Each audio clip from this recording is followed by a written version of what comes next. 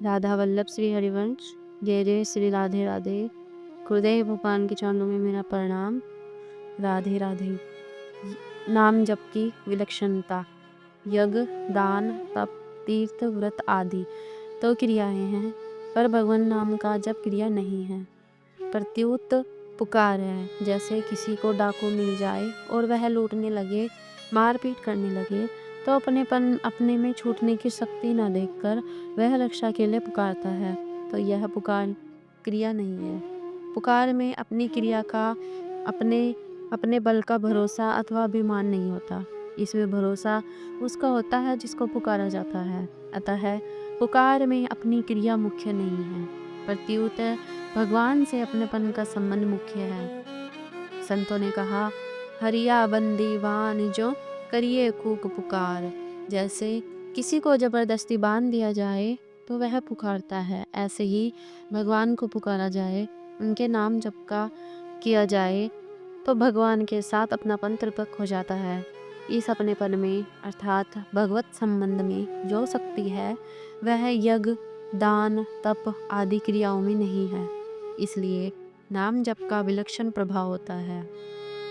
भाय कुभाय अनख आलसहु, नाम जपत मंगल दिसि दसहु। किसी भी प्रकार से नाम जप करते करते वह विलक्षणता प्रकट हो जाती है, परंतु भावपूर्वक समझपूर्वक नाम जप किया जाए तो बहुत जल्दी उद्धार हो जाता है। सादर सुमिरन जे नर करही, बहु बारिदि गोपद इव तरही। तात्पर्य है कि भावपूर्वक लगन पूर्वक नाम जप करने से संसार समुद्र गोपद की तरह बीच में ही रह जाता है, उसको तैरकर पार नहीं करना पड़ता, प्रत्युत वह स्वतः पार हो जाता है और भगवान के साथ जो नित्य योग है वह प्रकट हो जाता है। जैसे प्यास लगने पर जल की याद आती है तो वह याद भी जल रूप ही है, ऐसे ही परमात्मा की याद भी परमात्मा का स्वरूप स्वाभाविक ही जीव को चाहते हैं, क्योंकि अंशी का अपने अंश में स्वाभाविक प्रेम होता है। कुआं प्यासे के पास नहीं जाता, प्रत्युत प्यासा कुएं के पास जाता है, परंतु भगवान स्वयं भक्त के पास जाते हैं। वास्तव में तो भक्त जहाँ परमात्मा को याद करता है वहाँ परमात्मा पहले से ही मौजूद है। अतः परमात्मा को याद करना, उनके नाम का जप करना क्रिया नहीं है, क्रिया प्रकृति का कार्य है, पर नाम जप प्रकृति से अतीत है। वास्तव में उपासक, जापक और उपास्य दोनों ही प्रकृति से अतीत है। अतः नाम जप से स्वयं परमात्मा के सम्मुख हो जाता है, क्योंकि पुकार स्वयं की होती है, मन बुद्धि की नहीं। इसीलिए नाम जप गुणातीत है। संसारिक अथवा परमार्थिक कोई भी क्रिया की जाए वह जड़ के द्वारा ही होती है, परंतु लक्ष्य चेतन परमात्मा रहने से वह जड़ क्रिया भी चेतन की ओर ले जाने वाली हो जाती है। जहाँ हमारा लक्ष्य होगा वहीं हम जाएंगे। लक्ष्य परमात्मा है तो युद्ध रूपी क्रिया भी परमात्मा प्राप्ति का कारण हो जाएगी। इतना ही नहीं, लक्ष्य चेतन होने से जड़ भी चिंतन में हो जाएगा। जैसे मेरे तो गिरधर गोपाल दूसरा न कोई, इस प्रकार भगवान का होकर भगवान का भजन करने से मीराबाई का जड़ शरीर भी चिन्मय होकर भगवान के श्री विग्रह में लीन हो गया। अतः क्रिया भले ही जड़ हो, पर उद्देश्य जड़, भोग और संग्रह नहीं होना चाहिए। शास्त्रों में यहाँ तक लिखा है कि पापी से पापी मनुष्य भी उतने पाप नहीं कर सकता जितने पापों का नाश करने की शक्ति भगवान नाम में है। वह शक्ति है, हे मेरे नाथ, हे मेरे प्रभु, इस पुकार में। इसमें शब्द तो बारह की वाणी से, क्रिया से निकलते हैं, पर आहा भीतर से, स्वयं से निकलती है।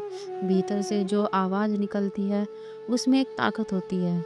वह ताकत उसकी होती है जिसको वह पुकारता है। जैसे बच्चा रोता है और माँ को पुकारता है तो उसका माँ के साथ भीतर से घनिष्ठ संबंध होता है। इसीलिए माँ ठहर नहीं सकती, दूसरा काम कर नहीं सकती। इसी तरह सच्चे हृदय से भगवान नाम का उच्चारण करने से भगवान ठहर नहीं सकते, उनके सब काम छूट जाते हैं। तात्पर्य है कि भगवान नाम के जप में एक अलौकिक विलक्षण ताकत है, जिसमें जीव का बहुत जल्दी कल्याण हो जाता है। जब दुश्मन द्रौपदी को चीर खींचने लगा। तब द्रौपदी ने गोविंद द्वारकावासी ने कृष्ण गोपी जनप्रिय कहकर भगवान को पुकारा। पुकार सुनते ही भगवान आ गए, पर उनके आने में थोड़ी सी देर लगी, क्योंकि द्रौपदी ने भगवान को द्वारकावासीन कहा तो भगवान को द्वारका जाकर आना पड़ा। अगर वह द्वारकावासी ने नहीं कहती तो थोड़ी सी देर भी नहीं लगती, भगवान तत्काल वहीं प्रकट हो जाते। एक भगवान कृष्ण का भक्त था और एक भगवान राम का भक्त था। दोनों ने अपने अपने इष्ट देव को पुकारा तो भगवान कृष्ण बहुत जल्दी आ गए, पर भगवान राम को आने में देरी लगी। कारण यह था कि भगवान राम राजाधिराज है।